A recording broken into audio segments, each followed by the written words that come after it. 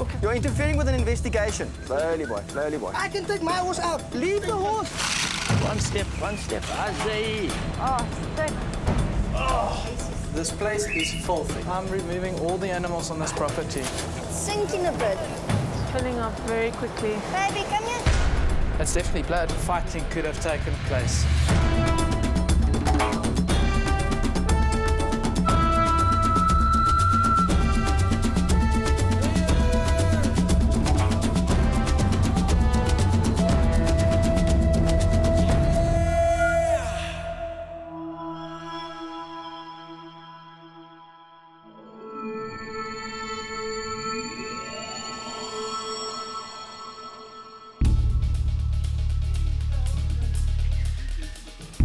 Andries Venter is the Chief Inspector of the Cape of Good Hope Society for the Prevention of Cruelty to Animals, one of 93 SPCAs in South Africa. Venter and his 10 inspectors cover an area of 9,000 square miles of the Western Cape, from their base at Grassy Park in Cape Town. The reason is people taking dogs or animals. Venter briefs his team on their assignments for the day. Area inspector, he doesn't know how many dogs are involved or where they are. It will be your case. You will follow through. You will ensure that within 7 days, those animals are dealt with accordingly. Are there any questions? The inspectors hit the road. Venter will handle the biggest job himself, alongside Inspector James Murray, known as Fox. They're following up on a case Fox investigated yesterday. Went inside, sort of feces and that all over the house, 3 pit bulls in the back. Sort of spoke to the guy, asked him if there were any more animals in the house, sort of made it very clear to him that if there were, and he was lying to me, we would sort of seek a warrant for his arrest and press charges against him. Late last night, Fox received a call from the owner of the rented house, saying she'd gone there with the police and they'd found 9 dogs hidden around the property. Something's going on there, and they're determined to find out what. Control, come in, control. Go for control. Venter will get a warrant to seize the animals. Fox will arrange police backup and they'll meet at the house.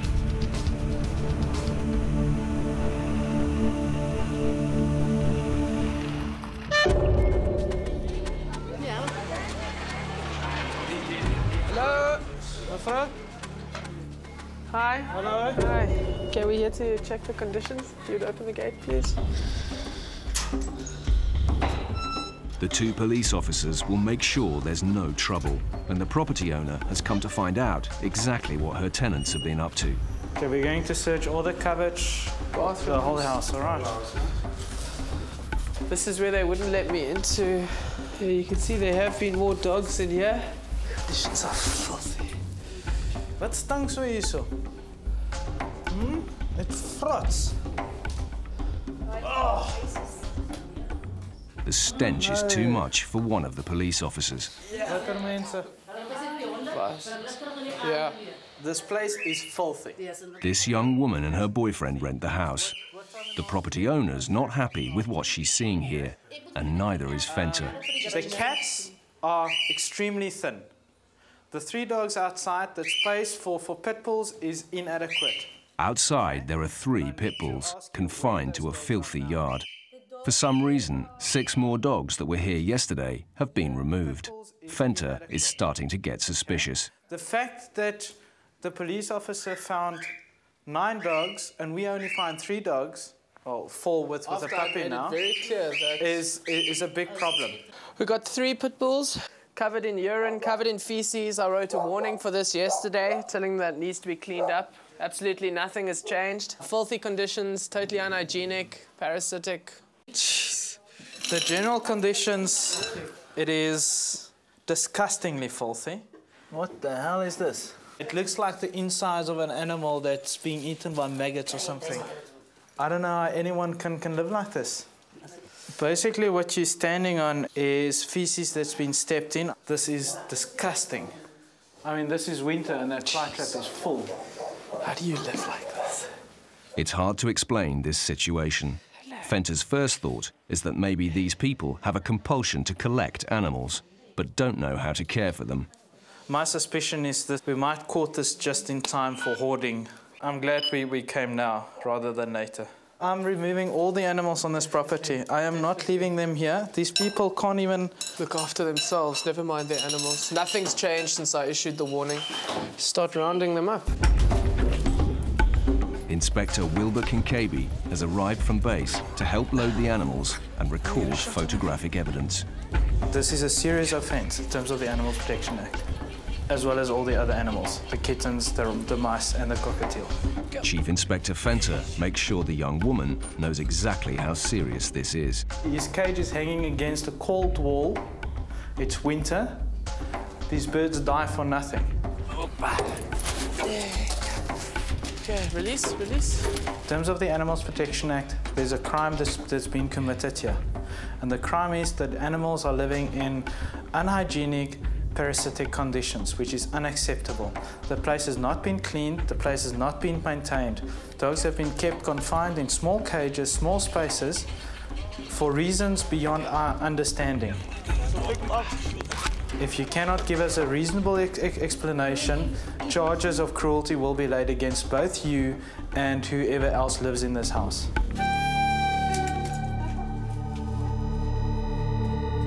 As they are preparing to leave, Fenter makes a disturbing discovery. There's blood on this wall. Is there? Oh, that's... Jeez, that's blood there as well, eh? Do you think they've been fighting them in here? There's more blood on the wall here as well. Yes. That's definitely blood. It suggests two things. Either that a dog or dogs got into a huge fight in this corner and there was blood all over, or it suggests that fighting could have taken place. Intentional fighting.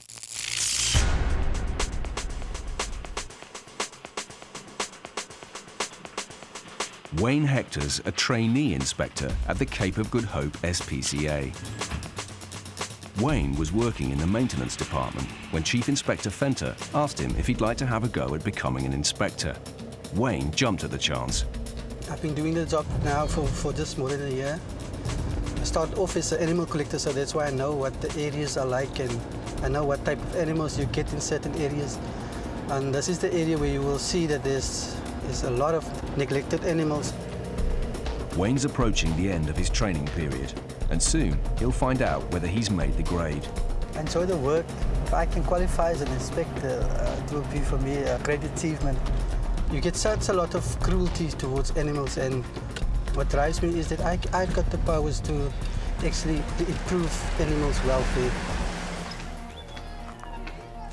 Today, Wayne's been detailed to check on a stables south of the city. First impressions aren't good. You can see on the flooring here, if a horse is taken out of here, objects lying around here, it's very dangerous. You could injure the horse and you could break a leg if you step onto one of these blocks. Inside, there are 6 Hackney ponies. They look like show ponies or pets, rather than working horses, which makes it all the more surprising that their living conditions are so poor. Very dark conditions here. We've got a dark bay here, we've got one at the back, and we've got another stallion here. The bedding is not so nice, it's wet, and the conditions of the bedding, it's very unhygienical, and you get the smell of urine, and it's not acceptable for us to keep a horse in. And as you can see also, what I've pointing out here is the nails protruding here. Wayne's not happy with the stables, but he sees signs that the owner does care for his animals. The conditions are not bad of the horses. They've been fed well, they're not underweight. But the only problem here is the sheltering. A horse actually needs a minimum 3 by 3 meters for stabling. Also, it needs to be waterproof. As you can see, the bedding is soaking wet. Could be that the water is getting in here. The owner of the ponies is not at home, so Wayne decides to leave a notice detailing the changes that need to be made. I'm going to tell him to contact me. We're going to try to improve the conditions of the horses. And if he doesn't do it on purpose, then it says that he's purposefully keeping the horses under these conditions. I hope that's not the case, because after that, then we'll have to take it further for the sake of the animals. The owner's got 24 hours to respond. And whatever happens, Wayne will be back to make sure things improve.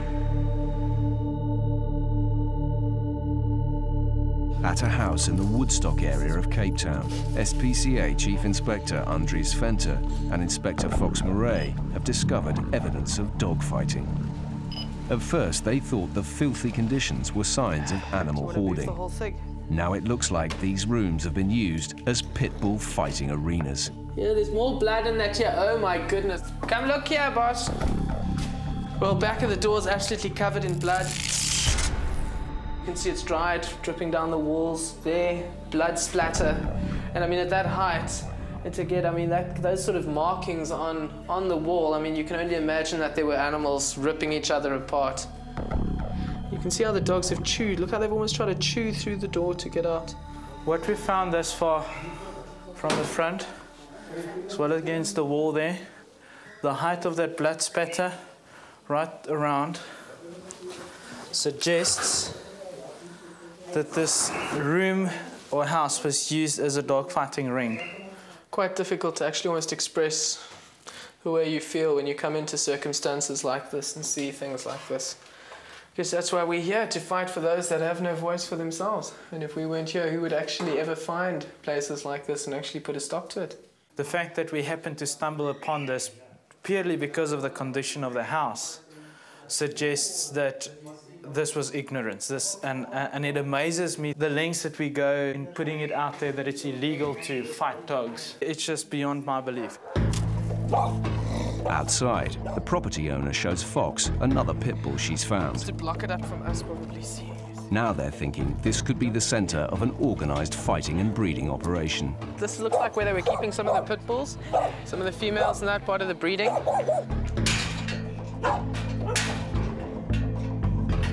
Okay. Whoopa! Okay, there we go. Shh, shh, shh, shh, shh. The dog itself is not a bad breed, it's not a bad dog. It's the temperament towards other dogs and the way the dogs are raised. These ears have been freshly cut. It's illegal to crop any ears. It's to do with dog fighting. It prevents them from grabbing at each other's ears and tearing it. Now neighbours have confirmed that they knew about the dog fights. If we have to take these people to court, would you be prepared to testify to what you've actually seen? Yes, I've got someone that's prepared to testify to actually seeing them set dogs on each other and fighting that's taken place. Excellent. The cops can take their statements. Yeah. Dog fighting is illegal in South Africa. The SPCA will be working closely with the police on this case. She's a witness to dogfighting. One of the rooms was definitely used as a dogfighting ring. If you can be so kind as to take the lady's affidavit from what she saw, because we will be, from what we found, we will be laying charges.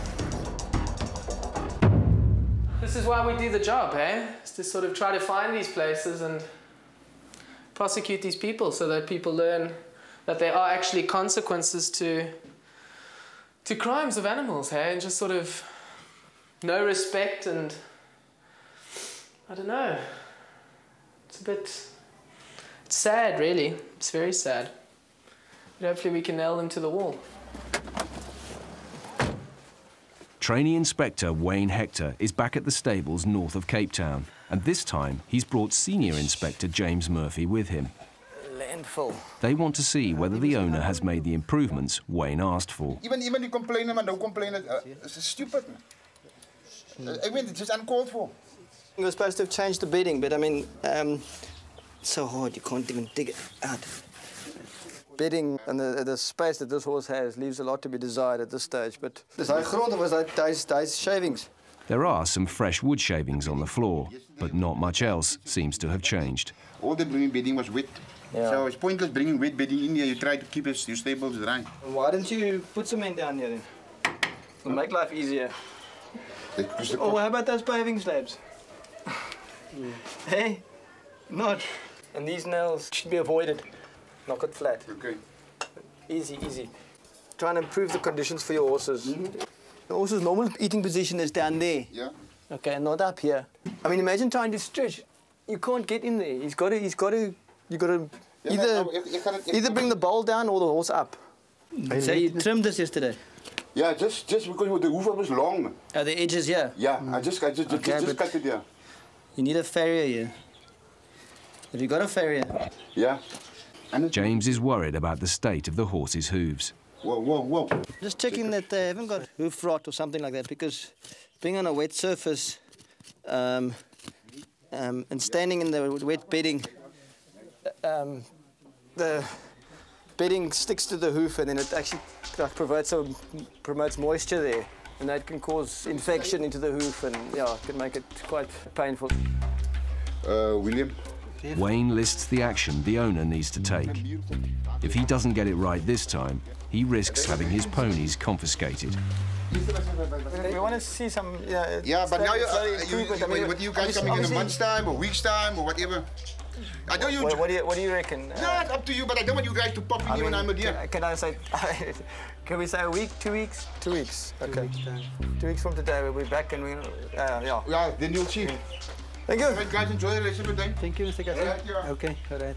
He told us that he is going to bring the flooring up a bit, and it's going to be drier. And he also, yeah, he told me about the sharp edges. He's going to do something about it. There's a lot of work that can be done and should be done with regards to the stabling. I mean, obviously we don't really agree on the stable size, but it's big enough for the horses to turn around in, bar the one that is a little bit narrow. That one he's going to work on. And yeah, he's obviously going to get a farrier in to sort out the hooves that need trimming. I think, yeah, we're kind of boiling down to the last chance at this stage.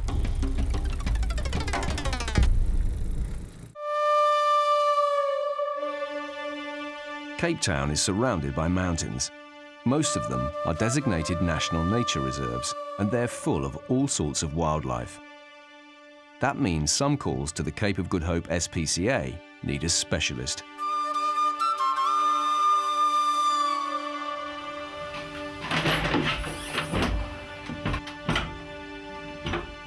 Kira Joshua is a wildlife inspector. 6 years ago, she gained her diploma in wildlife conservation and landed her dream job at the SPCA. Since then, she's learnt to deal with all sorts of unpredictable situations.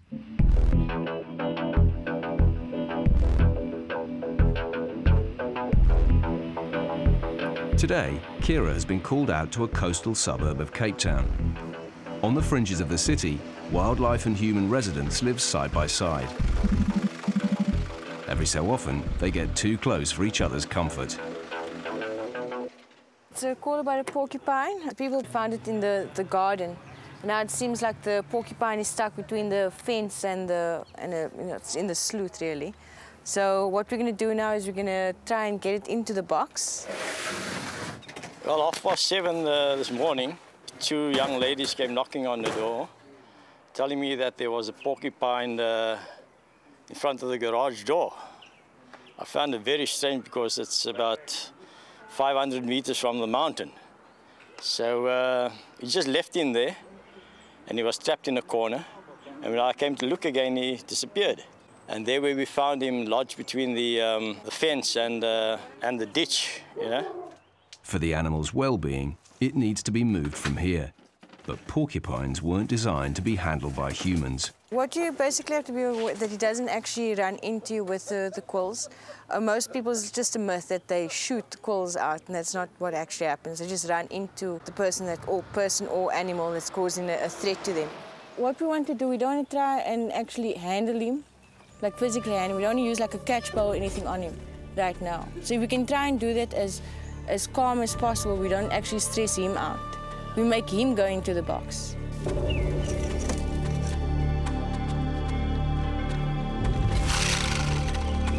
He's basically warning us right now.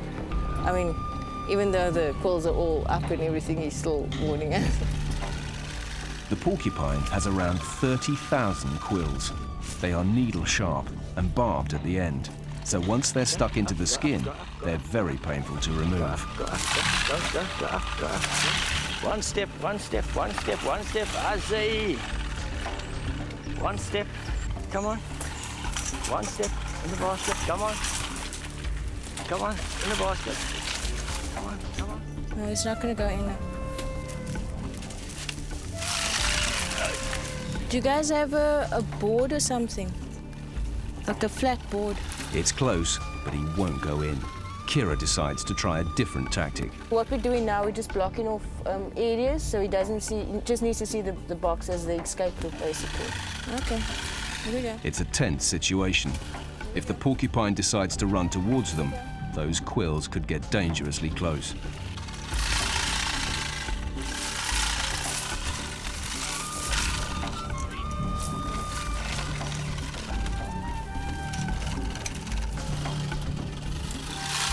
Finally, he steps into the crate, just as Kira knew he would.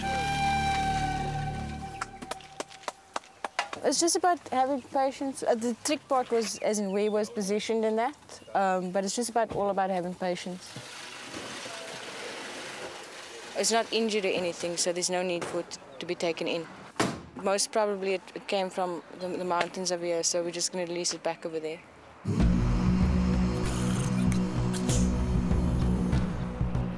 The wild area where the porcupine probably came from is just a short drive away.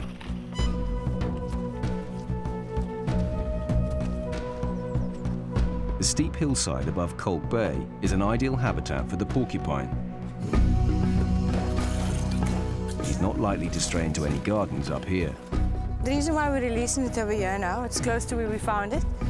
It's natural, you won't find a lot of problems over here for the porcupine. And it's a nice release site over here. It's level and it's a nice area here.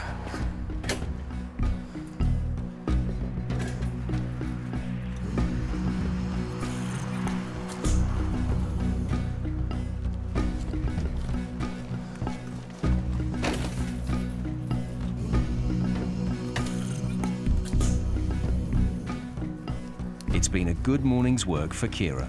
Definitely is a nice feeling. Majority of the time, it's a really good feeling, releasing it.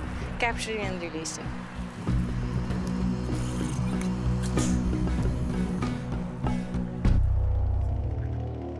You don't stay at the back. Trainee Inspector Wayne Hector is paying a surprise visit to the stables south of Cape Town. He's brought Senior Inspector James Murphy with him to see whether Murphy agrees that changes need to be made. The owner's not home, but a neighbour decides to get involved. The man seems to be drunk. I know you don't stay here. Please go. I was going to call the police. You're interfering with an investigation. If you don't move now, I'm going to call the police. Please go. Go. Please. Now. We're not going to take any horses out. Please leave now. Go. Go. I'm told you. Get away. You don't belong here. Intoxicated by the exuberance of his own verbosity. What? Hey? These horses don't have much water. Ugh, it's a strong ammonia smell here. You can see there's some toppings there. Yeah, he's put fresh toppings on here, but he hasn't taken it out. Yeah, no, these dry, but underneath it's stinking wet. It's stinking, stinking wet. Okay. It's been almost 4 weeks since Wayne issued a notice asking the owner to bring the pony's living conditions up to scratch. Oh, it's like caked here. Isn't done much. He's done with the bedding here, put dried toppings on there, but you can still see that piece of wood dangerously there. We talked about that, and also there's nails and stuff here, things that could injure the horses easily. He hasn't done anything about that. The urine smell inside the stables is too strong, and it's definitely not, hasn't been cleaned up for a while. You know, he's just messing us around and messing the animals around. Then you need to take action, but we need to build up a case history in order to actually have some concrete evidence to actually confiscate the horses and lay charges of animal cruelty. There seem to be only superficial improvements. The SPCA inspectors would much prefer it if the owner would address their concerns voluntarily. But the horses' safety is paramount, and their patience is beginning to run out.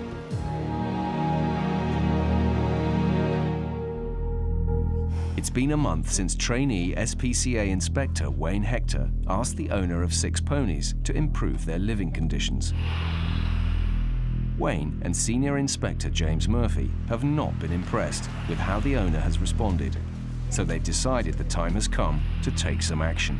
We're here at the Wynberg Magistrates Court to obtain an order from the magistrate to remove some horses off the property where the 6 Hackney ponies are, because conditions haven't improved to our satisfaction. You want in respect of all the horses, 6 Hackney ponies. Is that what you're asking for? Yes. We've got the order now to remove the 6 ponies. We're going to proceed to the property and remove them.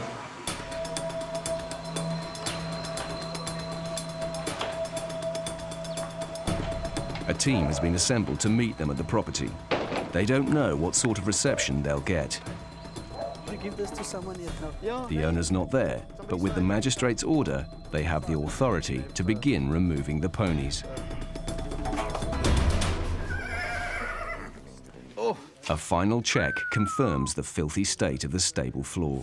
We saw what we dig the stuff up there. He's just been adding and adding and adding. He never took it out and let it dry out first and then put fresh ones. Slowly, boy. Okay, okay. Slowly, boy. Slowly, boy. It's just unhygienical and it's unacceptable. So we're taking it out, putting it at the SPCA stables, give him some time to fix up, get nice bedding, get all the sharp edges, nails removed, make it more safer for the horses.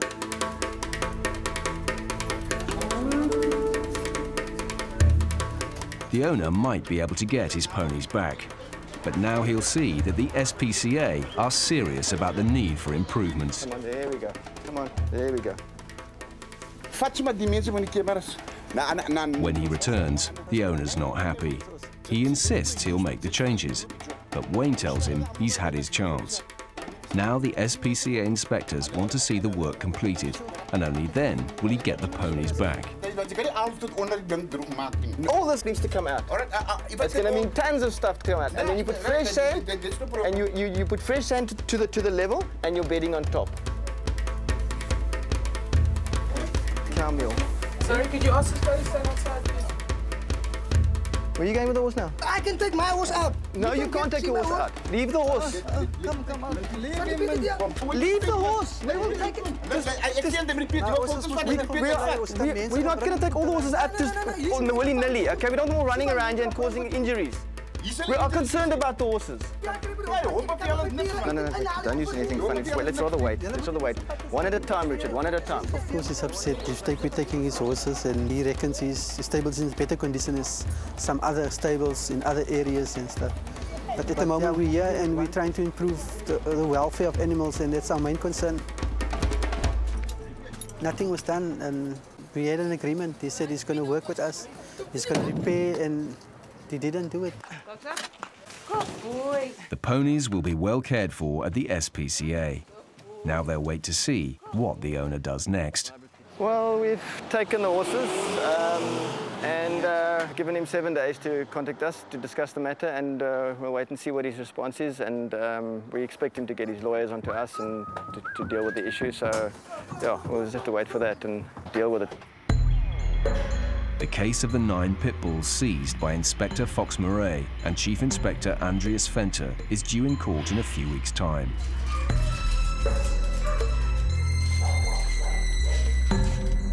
The dogs are at the SPCA, and the young man who owned them is in the hands of the police.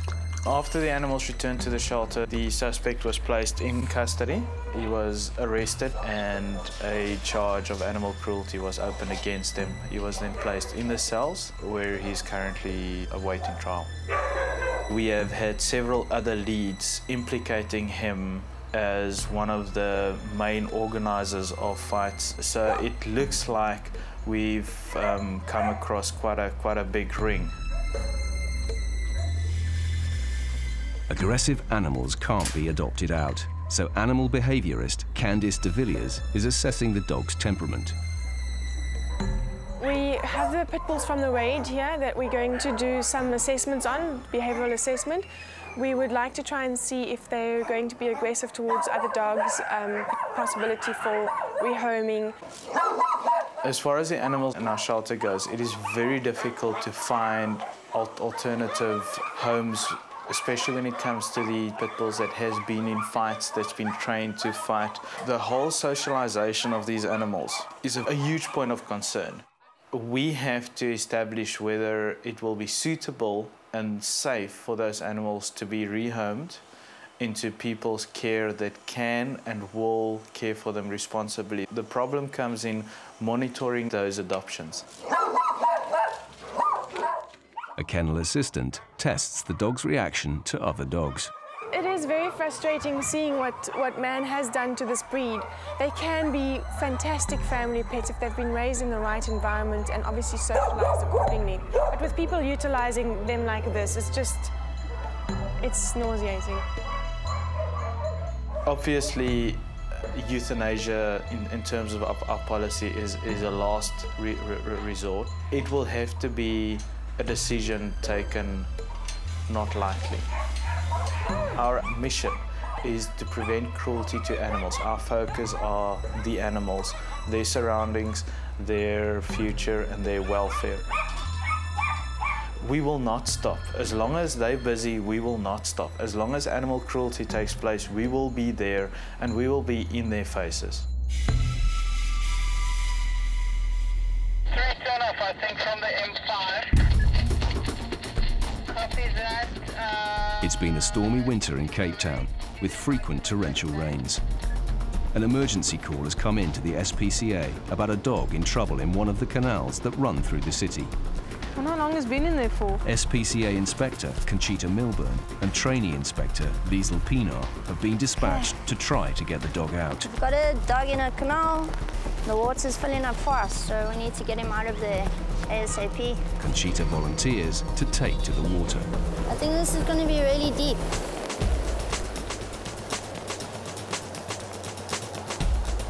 Well, we've got a kind of a strong flow going from that side over to this side, and of course there's a lot of rubble and stuff lying in here, so we don't know what we will be stepping in.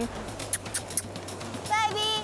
As well as that dog looks like it's stuck to something, so hopefully not tied. You want the leash now? I'm just worried it's going to take a big drop though. Liesl, it's sinking a bit. It's filling up very quickly. Baby, come here. Baby. It's okay. You never know what the dog's aggression might be. I mean, maybe he's guarding something there. You never know. But he might also just be very, very afraid. These urban areas, dogs seek shelter anywhere, but I don't know why he would just be sitting there. Maybe it just got too deep all around him and he didn't want to, like he's doing now. Maybe he doesn't like the deeper water. But a lot of homeless people, they usually also sleep under these bridges, so this might be someone's dog that was waiting for him or something. I don't know. Come. Come, boy. Where am I going, Conchita? Come. Swim. I think it's deep there. The dog seems to be in shock and virtually a dead weight. Sir, would you be able to assist us here? A passerby comes to their aid.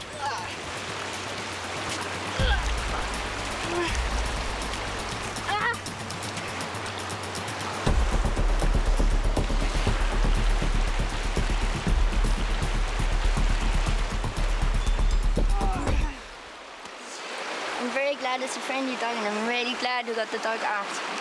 As long as you got a good sense of balance, it was right, really. Now, I kind of test your braveness, really. But I'm really, really happy that he worked with us, because it could have been quite a harrowing experience.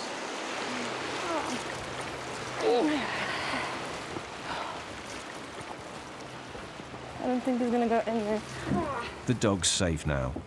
He'll go straight back to the SPCA to recover from his ordeal.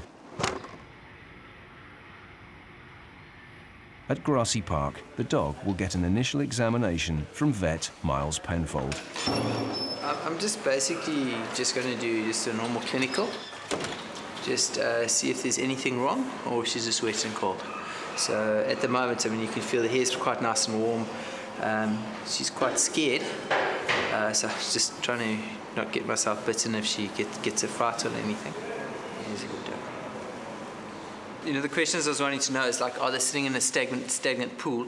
If you've got a whole lot of putrid mud and rubbish and stuff like, say, the dumps out there, then if they've got cuts and stuff on them, obviously infection is going to be a lot more of an issue. If it's a clear running water, then probably not so much of an issue. Then thinking more, is the dog cold? Given her scenario, at this point in time, really just wanting to make sure that clinically she's okay and probably just fallen in for a few hours and going to be okay from there. Now, if you looked at this dog here, this is not a typical dog that I would say has come out of the middle of a township and is really battling for food. This is quite a well looked after dog.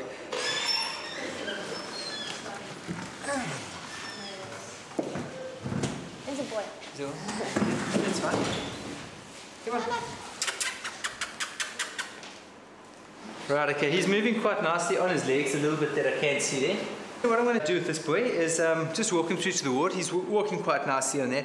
I'll soon pick up any hassles there as soon as he's chilled out for the day. Come on. He'll get used to being in the place and then I'll be able to actually get down and palpate joints and stuff. But definitely the few steps he wasn't showing anything that's making me concerned about ligaments or anything like that. So pretty much just had a bit of a cold day in the canal. The dog will go to a nice warm kennel now. They'll try to find his owner, but if no one claims him, then he'll join the 75 other dogs waiting for someone to offer them a home. It's been 2 weeks since 6 Hackney ponies were confiscated by the SPCA because their living conditions were unhealthy and unsafe. Today, they're being visited by the farrier and his assistant at the SPCA in Grassy Park. What we're doing is just trimming the feet a lot shorter because they've been confiscated and the feet have been left very long. And we're just trying to make them more comfortable. Every 4 to 5 weeks we trim horses' feet. It's not the shoe that's makes the horse sound, it's the foot growth actually. You know, it's a lot like your nail. When your nail grows, it gets uncomfortable and you want to cut it. Now it's the same for a horse, and he can't do that. So you need to do your horse every 4 to 5 weeks. It's just a basic necessity for a horse.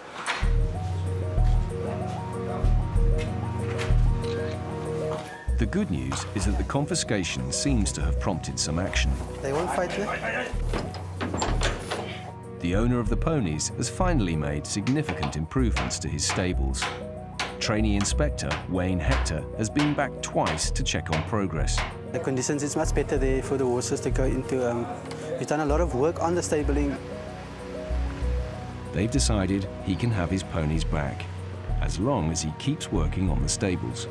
Still an ongoing thing. It's never a closed case. So still ongoing monitoring, educating, and just working with the owner to keep the conditions up and acceptable.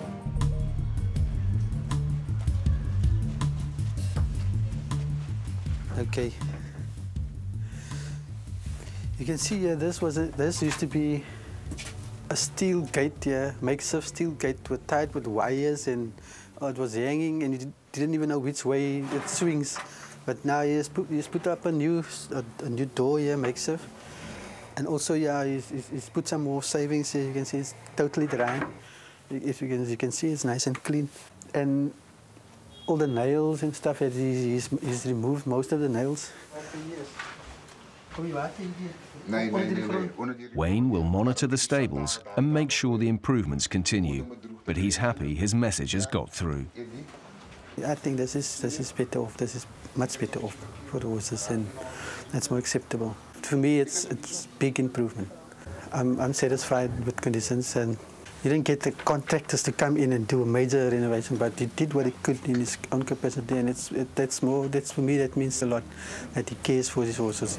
He wants to improve it. We just need to keep it this way. That's the only thing that we need to do. We need to make sure that it's kept this way. Wayne's handling of the pony case is a big step forward in his journey towards qualification as an inspector, but he still has a lot to learn.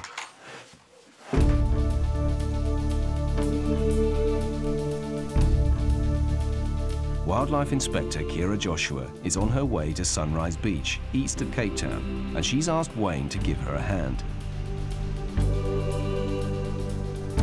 Kira's received a report of an injured seal. This will be a chance for Wayne to pick up some of Kira's techniques for handling wildlife. You can see it there, it's just close to the water. Wat? A klein eentje. The man who spotted the seal guides them across the beach. Oh, it's thin. It's a Cape fur seal with its thick fur pelt. There are about 2 million of these seals living off the coast of South Africa and Namibia. There's definitely something wrong with this one. It's very weak. Normally, I mean, they would be like charging at us. If it was healthy, the seal would be basically charging at us. You can see, I mean, it's pretty thin for this age as well. So we're going to take the seal in now and have a treat and see what we can do.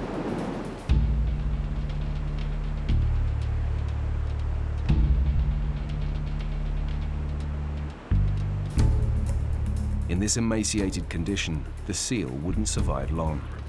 It urgently needs to get fluids inside it, and then they'll try to find out whether there's something causing the weight loss. And you're seeing why the box is better because there's like less actual handling on the seal. On the seal, yeah. Yeah, so there's like less stress.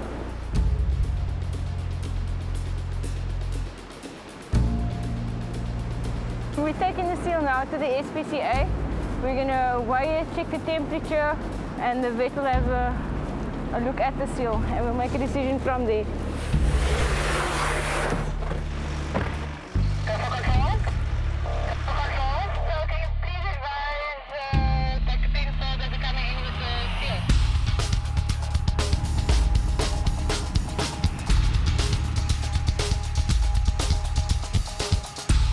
It's a short drive back to the SPCA HQ at Grassy Park.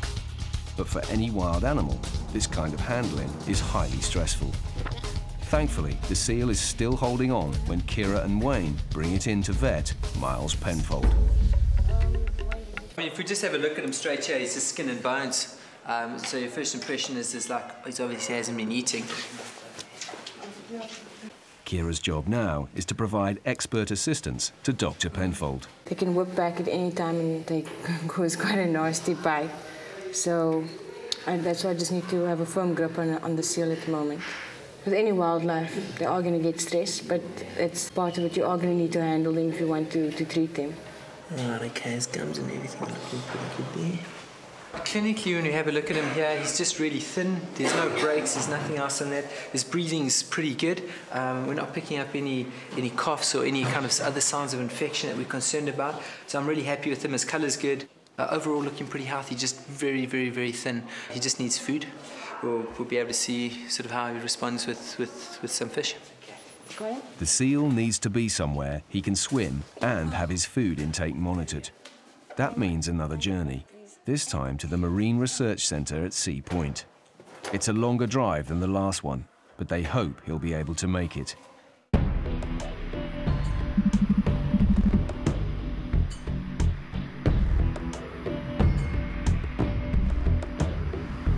Wildlife Inspector Kira Joshua has arrived at the Marine Research Centre with the seal she rescued from Sunrise Beach. There they hope he'll begin to put on some weight.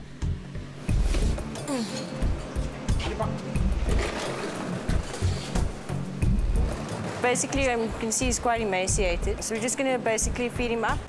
So what we're going to do now, I'm going to give him just about 4 fish. SPCA vet Miles Penfold prescribed some drugs to help with the seal's recovery. Everything I'm going to put into the fish right now, I'm going to give it about a quarter Simla. I'm also going to give it Valium. Valium has a dual purpose where it will serve as an appetite stimulant as well as to calm the animal down. You want? Yes, now? He won't take it now. I'm going to leave it here and see what he does by himself. I think right now, I mean, obviously he's stressed out from the transport and everything like that. What I'm going to try now is I'm going to leave the fish here with him. Obviously just observe from that side. Because if we can avoid force feeding, then that would be obviously better, because then there's less handling, and less handling would mean less stress. Left alone, the seal finally shows some sign of interest in the fish. He's eating nicely here, so we're going to come back tomorrow morning again. We'll put some more meds in the fish. We'll open this up, and then we'll see how nicely he'll swim. And he'll probably take fish more easily in the water as well. It's a good start, but the seal has a long way to go before he gets up to a healthy weight. The next few days are going to be critical. I don't know how anyone can live like this. Basically, what you're standing on is feces that's been stepped in. A month after Chief Inspector Andreas Venter and Inspector Fox Murray uncovered evidence of organised dogfighting, the owner of the dogs is awaiting trial on charges of animal cruelty. He's signed all his animals over to the SPCA. The pit bulls are still being carefully assessed to see whether it's safe to place them in new homes.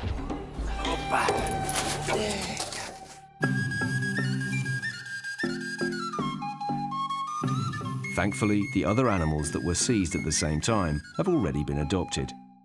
The ginger kitten is settling in well to Katie Briel's home and is making friends with Katie's daughters, Sophia and Geeta, and their older cat, Black Beauty.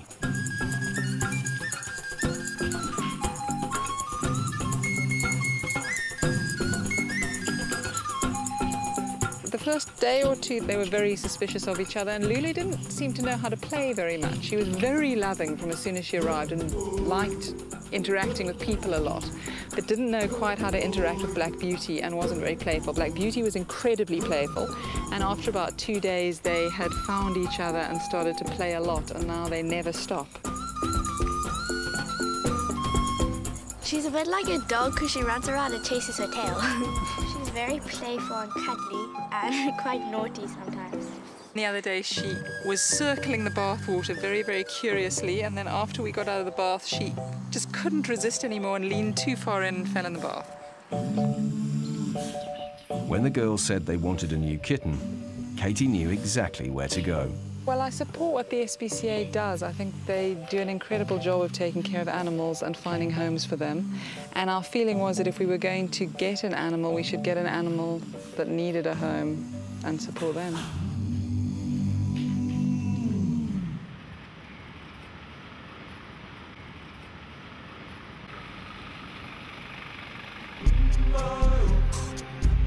Wildlife Inspector Kira Joshua is back at the Marine Research Centre to check on the seal she rescued yesterday. Today, she's brought new trainee inspector Liesl Pinar with her, and they're in for a pleasant surprise. Looking good. The seal that had been at death's door yesterday has transformed overnight with the help of some fish and the drugs the SPCA vet prescribed. So when do you know if he's ready for release? Well, when he's picked up a nice substantial amount of weight, we don't want to keep him longer than is necessary, but at least needs to be fit. Every seal is different. It could be that the medication like help him out a lot.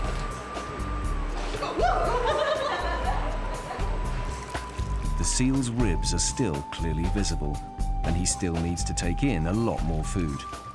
They'll keep a close eye on him here at the research centre, but they hope it won't be too long before he's ready to go back into the sea. Him eating the fish in the pool is a good sign. It's quite awesome watching them swim in that, especially like after they eat and then they go in their backs and they rub their tummy and rub their heads. It's beautiful.